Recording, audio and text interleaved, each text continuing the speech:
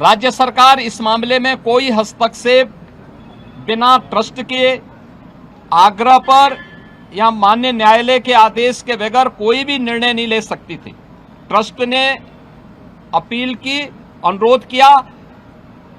राज्य सरकार ने 13 जून को स्वयं उनके अनुरोध के क्रम में एक एसआईटी गठित कर दी, जिसमें सचिव स्तर के एक सीनियर अधिकारी को एसआईटी का अध्यक्ष, आईजी रैंक के एक अधिकारी को उसका सदस्य और वित्तीय मामलों के विशेषज्ञ एक स्पेशल सेक्रेटरी रैंक के अधिकारी को उसका सदस्य बना करके इस एसआईटी को काम दिया गया कि वह अपनी रिपोर्ट उपलब्ध करवाएं, जिससे हम ट्रस्ट को इसके लिए आगे की कार्रवाई के लिए कह सकें। 15 जून से कार्य प्रारंभ किया। इस पूरे प्रकरण में एसआईटी ने अपनी कार्रवाई प्रारंभ की और 23 जून को उन्होंने अपनी पहली अंतरिम रिपोर्ट प्रस्तुत की। 23 जून की अपनी रिपोर्ट के बाद जो रिपोर्ट एसआईटी ने उपलब्ध करवाई, उस रिपोर्ट के क्रम में उत्तर प्रदेश सरकार ने ट्रस्ट को उसकी सिफारिशों को उपलब्ध करवाया और ट्रस्ट ने 25 जून को इस पर एफआईआर लॉन्च करवाया। अयोध्या में एफआईआर लॉन्च हुई। एफआईआर लॉन्च होने के बाद उपलब्ध साक्ष्य और प्रमाण के आधार पर कुल 8 लोग पकड़े गए, जिनमें 6 लोग चढ़ावे से जुड़ी हुई धनराशि में चोरी करते हुए या धनराशि को इधर उधर करते हुए देखे गए। उस आधार पर कार्रवाई हुई। 2 लोग इस पूरे प्रकरण में जिनकी जिम्मेदारी थी, उन लोगों को और उसके साथ जोड़ करके यह 8 लोगों की गिरफ्तारी हुई। अभी एसआईटी की जांच चल ही रही थी कि माननीय उच्चतम न्यायालय में जो योजित एक पीआईएल थी, उसके तहत उच्चतम न्यायालय ने आगे की कार्रवाई के लिए एसआईटी के पुनर्गठन के साथ ही इस पूरे प्रकरण को अपने देखरेख में आगे बढ़ाया। इस मामले में किसी भी साधु संत का कोई संलिप्तता प्रारंभिक जांच में एसआईटी की प्रारंभिक रिपोर्ट में कहीं भी नहीं पाया गया। 1100 से अधिक कर्मचारी श्री राम जन्मभूमि मंदिर के उस पूरे प्रांगण में इतने कार्मिक कार्य करते हैं और 1100 से अधिक लोगों के बीच में कुल 8 लोग इस मामले में प्रत्यक्ष और अप्रत्यक्ष रूप से जिनकी भूमिका उस मामले में उपलब्ध साक्ष्य और प्रमाण थे, उस आधार पर पाई गई। इसके लिए साधु संतों पर आक्षेप करना, इसके लिए अयोध्या धाम को अपमानित करना, बदनाम करना, श्री राम जन्मभूमि मंदिर को बदनाम करना, उन 1100 कर्मचारियों को जो राम जन्मभूमि मंदिर की व्यवस्था में लाखों श्रद्धालुओं को सुविधाजनक तरीके से दर्शन कराने में अपना योगदान दे रहे हैं, दिन रात सर्दी गर्मी बरसात किसी भी स्थिति में दर्शन कराने में अपना योगदान दे करके उत्तर प्रदेश के परसेप्शन को अच्छा बनाने में योगदान दे रहे हैं और उत्तर प्रदेश में धार्मिक पर्यटन को प्रोत्साहित करने में अपना योगदान दे रहे हैं, उन लोगों को कटघरे में खड़ा करना, ये बड़ी आश्चर्यजनक स्थिति है। और ये आक्षेप कौन लगा रहा है? ये आक्षेप वह समाजवादी पार्टी और वह कांग्रेस लगा रही है, जिन्होंने सदैव राम जन्मभूमि और भगवान श्री राम का अपमान किया है। क्या यह सच नहीं कि 1990 में अयोध्या की गलियों को और सरयू की पावन धारा को रक्त रंजित करने का पाप समाजवादी पार्टी की सरकार ने किया था? क्या पूरा देश और पूरी दुनिया और सभी राम भक्त ये नहीं जानते कि इनका ये अक्षम्य पाप जिन्होंने राम भक्तों पर गोलियां चला करके किया था, कैसे उसको कोई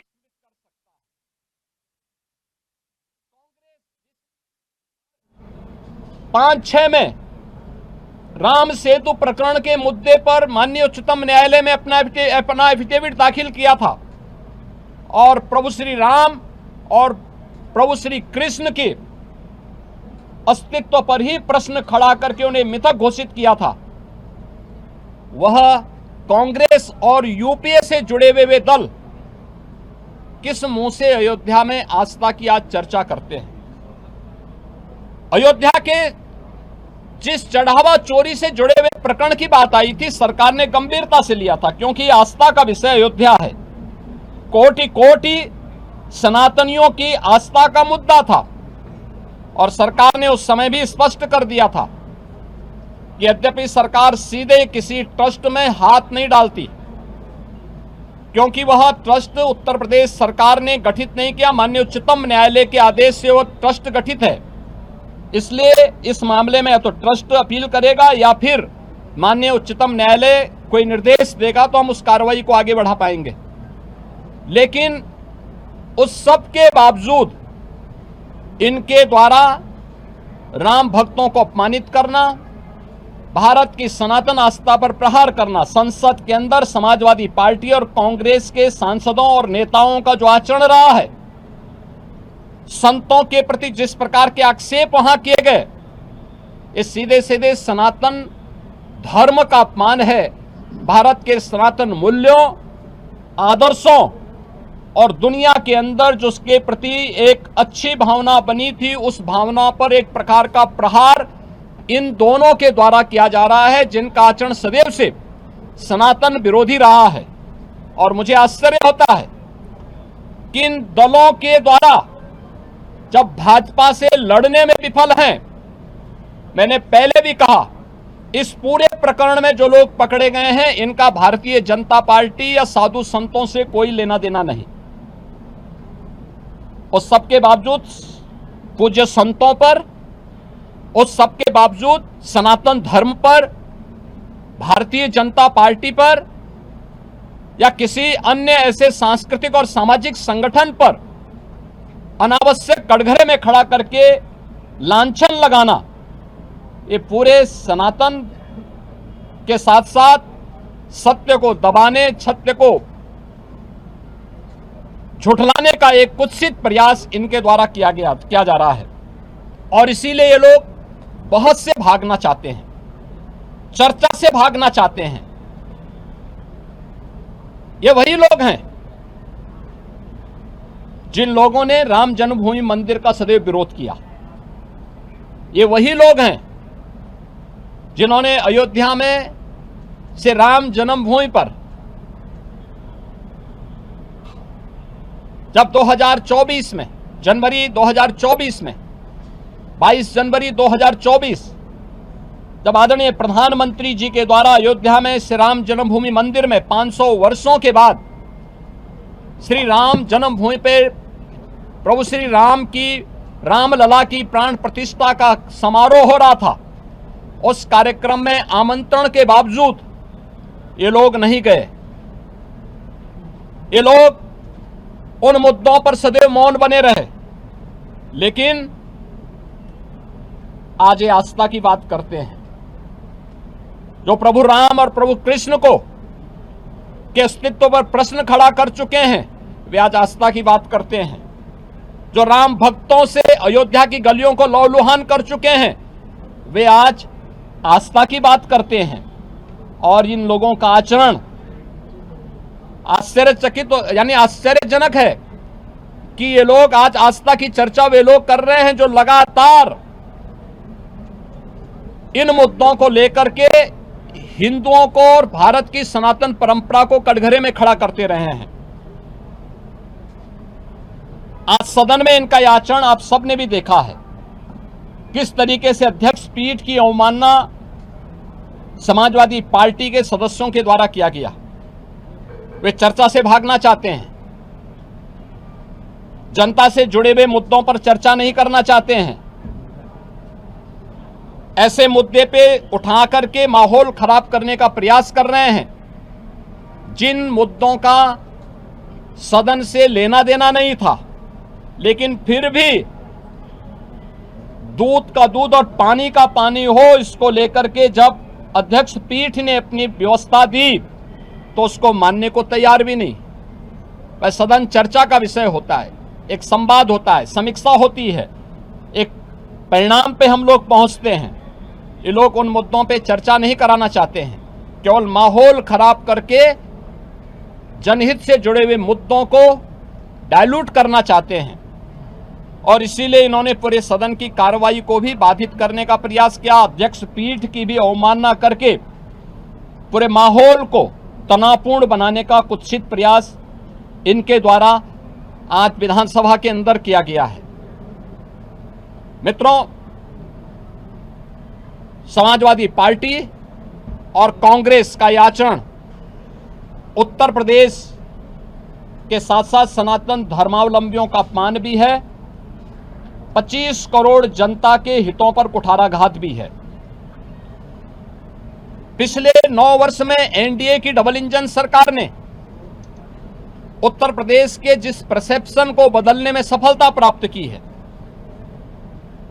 आज उसका परिणाम है कि उत्तर प्रदेश अब बीमारू राज्य नहीं, उत्तर प्रदेश के नौजवान के सामने पहचान का संकट नहीं, उत्तर प्रदेश का नौजवान अब पलायन नहीं कर रहा है, उत्तर प्रदेश का किसान अब आत्महत्या करने के लिए मजबूर नहीं हो रहा है,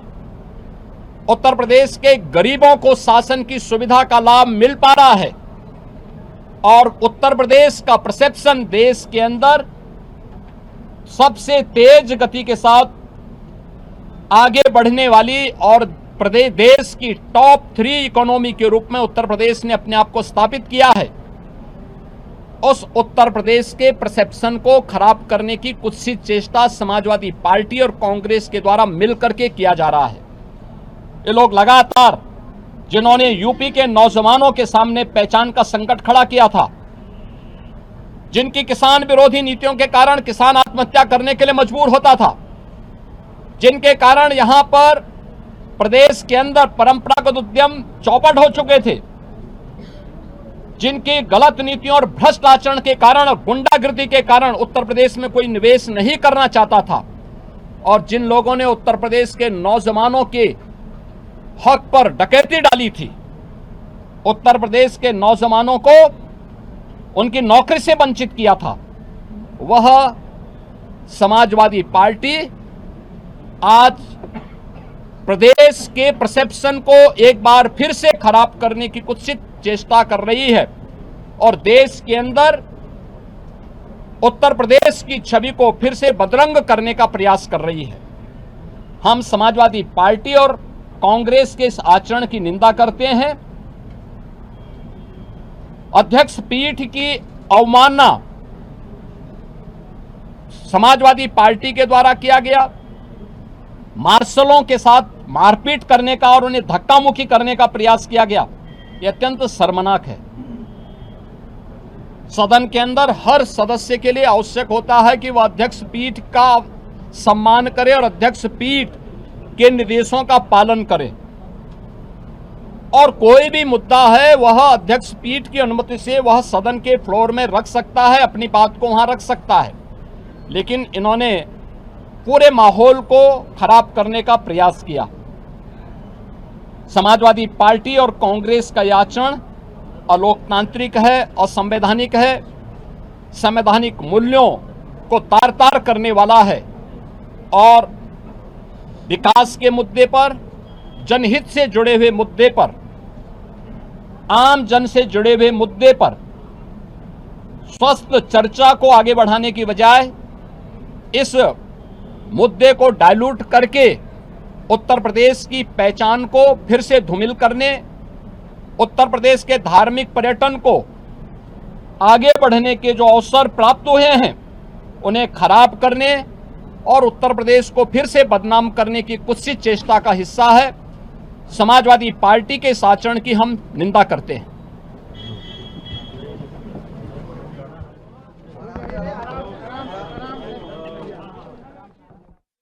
जन्मभूमि पे प्रभु श्री राम की रामलला की प्राण प्रतिष्ठा का